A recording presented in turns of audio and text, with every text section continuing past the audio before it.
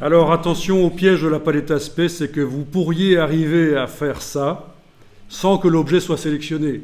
Mais à ce moment-là, vous travaillez dans le vide, vous allez faire tout un travail qui va servir à rien. Il faut absolument le faire quand l'objet est sélectionné, bien sûr.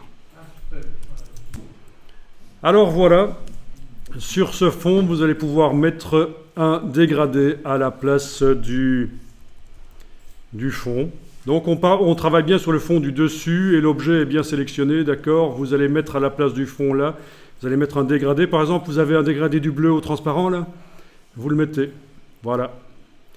Un dégradé du bleu au transparent.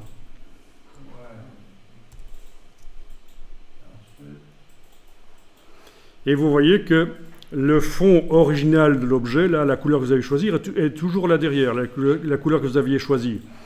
Mais vous avez mis un fond en dégradé sur cet objet. Alors, ce fond en dégradé, on va pouvoir modifier la manière dont il s'applique en utilisant l'outil dégradé. Activer l'outil dégradé. Tracer. Voilà, vous tracez dans un sens ou l'autre. Pas besoin d'annuler une fois que vous avez tracé. Vous pouvez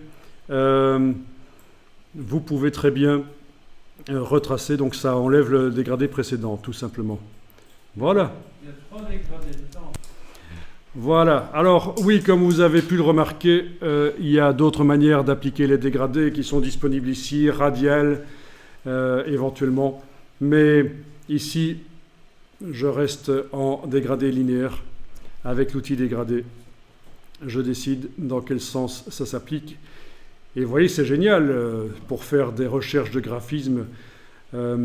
On a fait ça avec une feuille, mais imaginez qu'on peut utiliser n'importe quel objet et le multiplier comme ça, et ça peut servir de fond pour une affiche. Par exemple, une affiche sur la propreté, vous pouvez prendre des déchets et les multiplier comme ça. Faire plusieurs fois ça et les superposer, ça fait des amoncellements de déchets. Enfin, il y a plein de choses à faire. Bien. Donc, c'est très bien de pouvoir mettre un dégradé linéaire et même pouvoir le contrôler avec l'outil dégradé. Mais on va ici modifier la couleur du dégradé. Et la couleur du dégradé, vous allez pouvoir la modifier par la palette dégradé, menu fenêtre, dégradé de couleur. Voilà, menu fenêtre, dégradé de couleur, vous avez la palette dégradée qui arrive. Elle peut être agrandie si on veut. Vous voyez que, parce que quand on met au point un dégradé, on aime parfois voir bien précisément le dégradé. Donc, ça peut être agrandi. Et alors, vous avez ici votre dégradé qui était du bleu au transparent. C'était un des dégradés qui était fourni d'office dans le document CMJN de Illustrator. Vous avez la possibilité ici d'aller modifier la couleur en double-cliquant sur la petite cible ici. Vous avez toujours votre objet qui est sélectionné. Il faut qu'il soit sélectionné. On est en train de travailler sur cet objet. En double-cliquant sur la petite cible ici, on peut aller choisir la couleur du dégradé. Voilà, du vert par exemple, du rouge. Enfin, tout est possible. Vous avez ici l'opacité de la couleur qui est indiquée. 100%. Et de l'autre côté, c'est 0%, logique. Donc, il est possible d'aller mettre une couleur là. Mais elle ne va pas trop apparaître parce qu'elle est à 0%. On va voir le mixage entre le rouge et le jaune chez moi parce que je vais mettre du jaune. Voilà, on voit le mixage entre le rouge et le jaune, mais arrivé au bout, ça devient de la transparence.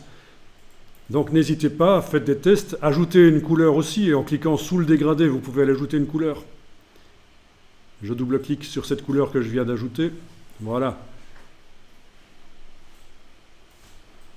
Tout est possible. Pour retirer une couleur, c'est simple. On prend la couleur, on la sort. Elle se supprime, on fait un cliquer glisser. C'est pas génial ça ? Il faut trouver des systèmes pour générer des graphismes et tout le cours ici va être assez orienté vers ça. Comment générer des graphismes qui en jettent quand même sans devoir passer des heures à faire du dessin, à dessiner. Il faut être assez axé quand même. Un bon ratio entre l'énergie déployée et le résultat obtenu, quoi. Bien. Bon, ça c'est pas mal.